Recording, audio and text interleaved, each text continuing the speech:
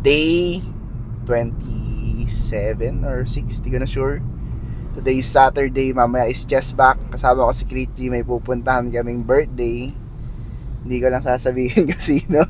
Birthday ni di ko kilala.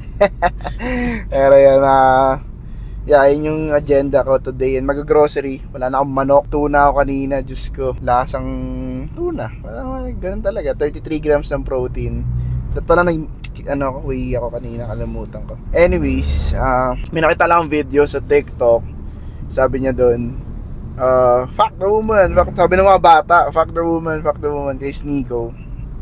Or meron naman iba, dapat yung mga babae hindi nagaganto at nag-uugas lang silang pinggan at nagluluto lang sila. Ganyan, nag-aalaga ng anak. And the problem with that is naluluck up siya ng mga bata. Tas isipin niyo si Sneeko. Sneeko is one of the YouTuber na ginagaya yung niche ni Andrew Tate na parang red pill eme. Before si Andrew Tate yata parang medyo naglilo na sa ganun. Pero naban rin sa YouTube kasi sa mga kung ano-anong sinasabi niya na dapat yung mga babae ganyan.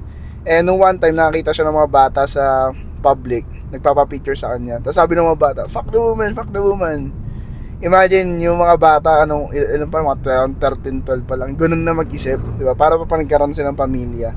So I think that's the problem, the power of influence, it's either bad or good. Pag naka-influence ka ng tao, parang guess mo, magiging madadala na nila yun in their whole lifetime eh. So influence is power talaga, kaya nga meron mga leaders, may mga presidents. Pero nakita nyo yung pinagkaiba, if yung pina-follow nyo is ganun mag-isip, syempre for sure magiging ganun ka rin mag-isip kasi yun yung yung laman ng FYP mo. And I don't want to be that kind of influencer na ganun yung mindset ng mga naka-follow sa akin. Kasi syempre gusto ko, I preach stoicism, pag-ibigin ka and being better, focus lang sa sarili mo, focus ka sa purpose mo, sa goals mo, instead na ganun. So I think medyo problematic lang pag yung mga Gen Z, marami akong nakikita gano'n, bring back bullying, mga gano'n, fat phobia, ganyan. Maraming gano'n sa internet eh. Pero the problem with that is if may reach ka na, gets mo, 100,000 or 1 million, siyempre may manonood doon, may makikinig sa'yo, gagayahin ka rin, di ba? Gagayahin ka, lalo mga bata. Yung mga matatanda may sariling utak na yan eh. Choice na nila yon if magpapa-influence sila sa'yo or hindi. Pero yun, para sa akin, dapat linisin nyo yung feed nyo. Meron nga rin ako nakita, kahapon lang din, parang ang feed niya kasi is all about men are worse. Parang yung nakikita niya parang yung mga men, mga cheater, ganyan. So lahat ng feed niya ganun lumalabas.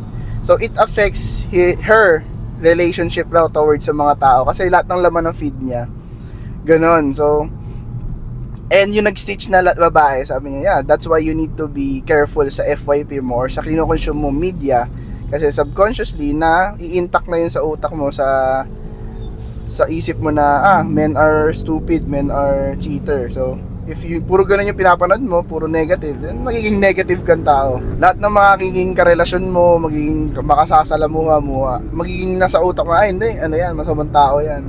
Instead na yung feed mo puro positive na sarap mabuhay, be kind, try to be better, if may gumawang masama sa'yo, be the higher person, mga ganun. So magiging may encode yun sa utak mo na mabuting tao eh. Plus hindi naman, gets ko naman, hindi ko in-invalidate yung mga may nag-cheat dyan na na-cheatan or something.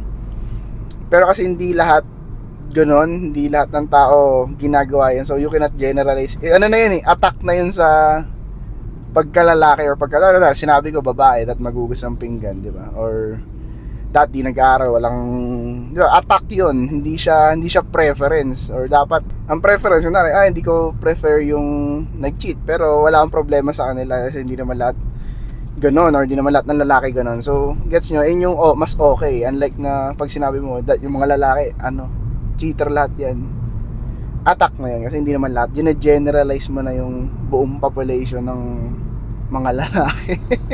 So yeah, be careful kung ano yung kino-consume nyo sa lahat, hindi lang sa social media, kahit yung mga kasama mo sa sa personal mong buhay, sa environment mo.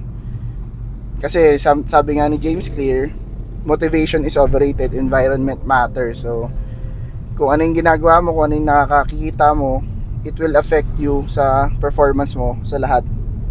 Hindi lang sa habits, hindi lang sa business, pati sa relationship nga, di ba? Like I said sa example ko kanina. Anyways, pupunta kaming Cubao. Siyempre, hindi nyo na ito makikita. Pero agad, ikaw, anong preference mo? Siyempre, prefer ko yung fit. Tsaka at least may paki sa health niya. Kasi mauna, may cancer ako. Ayoko nang mamatay ako. Mamatay siya agad yung partner ko. Pangalawa, mas fit ako. Or I mean, I'm trying to be a healthy person. So, mas prefer ko yung kaparehas ko. Kasi if hindi sila inclined sa lifestyle ko, then it will be a problem. Ayun nga yun. If gusto nyo ng chubby person, gusto nyo ng ganun, prefer nyo yun eh. Wala akong pakialam doon. I respect that. Pero yeah, I prefer okay or healthy, at least active na tao. Napaka, di ba mag-gym ka, tapos ayaw, yung partner mo ayaw mag-gym, di ba? Parang, ba yan? Corny naman na ito. So, Ako, ang preference ko yung ano? Di pa sana naka-experience ng 8-year relationship. Guys. Ang haba naman yun, tropa. Hindi labas. Pero meron ako nakita sa may app sa US. Parang ano yun, delusional meter. Parang tinatanong, ang ginagawa nila is tinatanong nila yung babae, anong preferred mong malalaki? Ha? Sabi niya, 6 foot minimum height. Weight, active ba? Obese or wala kang pake? Active, that nag-gym, blah blah blah. Fit, physically fit. Magkano yung kikitain? 100k, 500k dollars per year, ganun raw gusto yung kita. Ano pa, ilang taon? Let's say 30 or 20 plus. Lalabas doon kung ilang percent ng lalaking ganun sa US. So makikita mo 0.1% ng lalaki is nakalagay doon very delusional. Tapos yung mga babae nagugulat sila, grabe ang delulo ko pala. So nakita niyo expectation ng mga babae or tao sa gusto nilang ka-partner is very high, pero he or she themselves na hindi ganoon. Gets nyo? Again, you get what you, kung ano yung, you get the love you think you deserve. Yun lang yun. If this tingin mo, yung value mo is gantong kataas, ganoon rin yung makukuha mo. Same sa business rin. If yung value mo mataas talaga, then yung value na babalik sa'yo, ganoon. Since Newton's third law, for every action there's opposite and equal reaction. Basic lang yun. So, and meron ako nakita dun sa isang video. Ang isa lang nakita ko maayos is, sabi niya wala siyang preferred na height kasi di niya na-control yon. Ang isa lang preferred niya yung medyo active na onte or hindi obese, siyempre para healthy. And sa kita, wala siyang pake kasi hindi niya na-control yon, sabi niya. Tapos ang lumabas na grade sa kanya is I think 38% chance na makakita ka ng ganong which is high sa buong US buong US yun. So imagine nasa 38, lang siya, parang 2 out of 5 delusional lang. Pero at least mababa pa yun, to be honest. Realistic approach pa yun sa preference niya. So same lang rin sa, I think, sa relation dito sa Pilipinas. Gusto ko ng 6 foot, tapos pag sinabi namin gusto namin payat na mga lalaki, gusto namin ganito, magagalit kayo, di ba? So lalabas tayo pa. kami may mali, no? Pag sinabi niyo yung preference niyo, wala kaming pakialam, kasi trip niyo yun. Same lang rin sa lalaki. Pag sinabi namin preferred namin fit, healthy, payat, or hindi mataba, then you respect it also. Kasi again, yun yung preferred namin. Plus, hindi naman namin sinabi na yung mga matataba, walang pag-asa pag-ibig yan So, pag ganun yung sinabi ng kausap mo, yun, sampalin mo sa pakin mo, okay lang yun kasi it's an attack na, hindi na yung preference. Parang ayoko ng bading, gano'n, bigla na. Parang attack na yun. So, yeah, I think the best way lang sa paghanap ng tamang relationship is be the person na tingin mong deserve mong makuha mo rin. Yun lang yun. Speaking of that preference, ang ganda rin kasi na yung may prefer ka, pero in the first place, what can you offer? Yeah. Napakahalaga kasi na malay mo gusto mo pala ng businessman, tas ganito, tas yung may offer mo lang kiss lang pala, di ba? O kaya pag-ugas mo lang siya ng plato, dapat balik ka ng grade 5 kung hindi mo napag-aralan yung reciprocal or di ka marunong mag-reciprocate. Something like that. It is basic give and take na lang din Hindi pwede kasing take ka lang ng take or yung isang partner is give lang ng give. So, if you are into high preference, dapat high value ka rin as a man or a woman. Like, sa akin, tawag dito, ang preference ko lang is tawag dito, is giving excellent in everything that she do. So, wala kang pakialam kung you are into Web 3 or into Web 2. As long as you are giving your all. And, tawag dito, tinutunan mo may excuses mo. Yep. Something like that. So, hindi naman mataas. Ako, preference ko lang is yung susuportahan ako sa lahat ng guess mo sa mga down and high moments ko. Yun lang. Wala akong paki kung hindi ka mayaman, kung mahirap ka. Which is yun naman yun ako kay Charmy. Lahat ng decision ko sa buhay, lahat ng trip ko, susuportahan niya. And yeah, it gets nyo. Yun lang naman yung, especially if you want a high value man or BC man, wag ka gets mo, kailangan mong maging considerate na may goals yung tao. So ikaw, mag-focus ka na sa goals mo while supporting each other. Hindi yung gusto ko ng bebe tayo. May business na businessman gusto mo, tapos gusto mo ng bebe tayo, di ba? Hindi yan. May ganun na kwento yung may-ari ng yung friend ko sa Alpas. May-ari siya ng 3 business na restaurant. Tsaka nag-handle pa siya ng kaklase ko.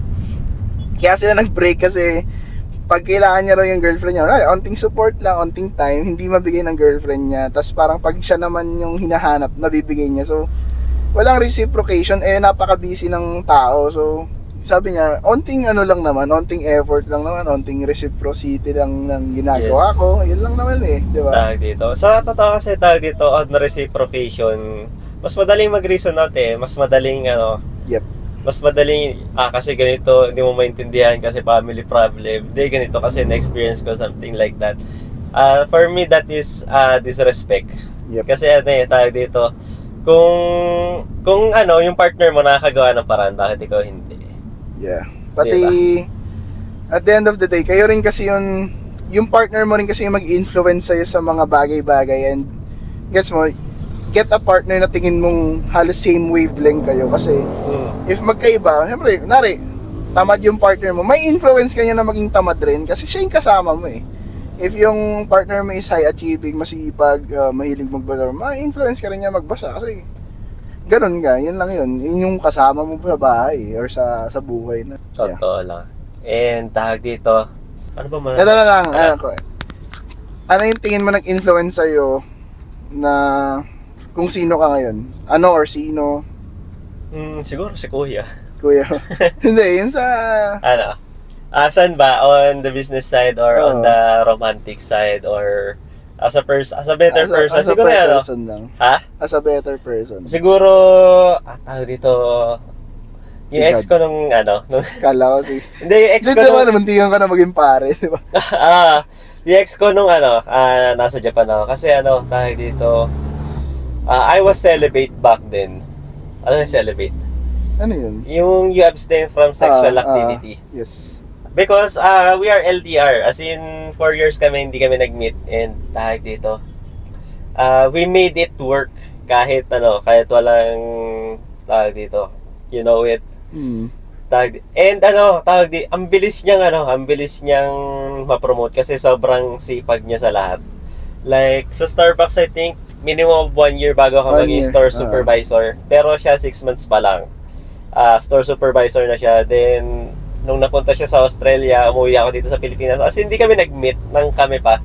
Nag-meet kami, hindi na kami. And nung nasa Australia siya, pinag-handle din siya ng branch ng isang tawag dito, pastry company. Ganon siya ka-excellent sa lahat ng bagay. That's why in everything I do, even blurting out ideas, and medyo mahina lang talaga sa execution. That's why helpful din. Sobrang nagko-complement yung strength natin isa't isa. Me on ideas, then Paige on execution, ikaw naman on influence. Influencer. Reaching a lot of people. And yun, tawag dito, sobrang galing niya. And tawag dito, sobrang inspiring nun sa akin na even na yung nag-influence sa'yo na maging yes, maging better. Kasi tawag dito, Kahit anong galing niya is isa lang yung nakita ko sa kanya kakaiba. Alam mo ko Ano yun? yung marunong siya makinig. Oo, ayun Ayun. naman yung... That is very important sa mga Meron nga ako nakita na quote, sabi niya, "Are you listening or are you waiting for you to talk?" Parang nakikinig ka ba or hinihintay mo lang magsalita ka na ulit? Parang yes mo, hindi ka nakikinig. Wala lang, ang gandang quote lang no, na pwedeng isipin mo lang mabuti. Nakikinig ka ba o ano? Yeah, Anyway. nakikinig ka ba or Or nakikinig ka gusto ba mo lang to magsalita? reply or nakikinig ka to Wala to understand? Understand yun. Yeah, very good. Siguro sa akin, nag-influence sa akin. Siyempre marami yung nag-start yung self-improvement era ko nung kung ano na nangyari sa buhay ko. Siguro nag-influence sa akin sila Ryan Holiday, mga mentors sa internet, sila Clint Gian sa trading, sa marketing side naman, yung auntie ng friend ko, yung mga ganun. So, I think hindi lang isang tao yung nag-i-influence or bubuo sa'yo, which is true naman. Pag isang tao lang, ang hirap nun kasi Totoo. hindi Kaya sinabi ko na-influence din naman ako ng kuya ko to be tama, sa to be on sa the trading, business side. diba? Kaso tawag dito, I was Iba naman yun eh. Huwag mo na ikwento. Tawag yun. Anyways, alis na kami guys. ayun. Peace. And again, follow nyo ako. Follow nyo yung mga maayos na tao kasi Uncle Drips. mahihirapan na kayo in the long run. Peace!